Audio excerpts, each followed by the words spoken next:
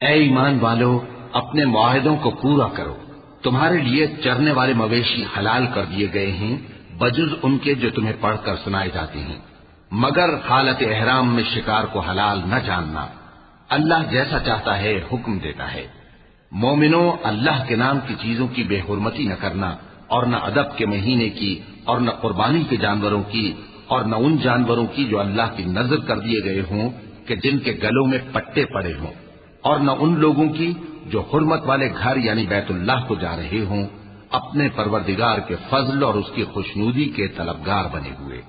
اور جب احرام اتار دو تو پھر اختیار ہے کہ شکار کرو، اور کچھ لوگوں کی دشمنی اس وجہ سے کہ انہوں نے تم کو مسجد حرام سے روکا تھا، تمہیں اس بات پر آمادہ نہ کر دے کہ تم زیادتی کرنے لگو۔ اور دیکھو، نیکی اور پرہیزگاری کے کاموں میں ایک دوسرے کی مدد کیا کرو، اور گناہ اور ظلم کی باتوں میں کسی کے ساتھ تعاون نہ کرو۔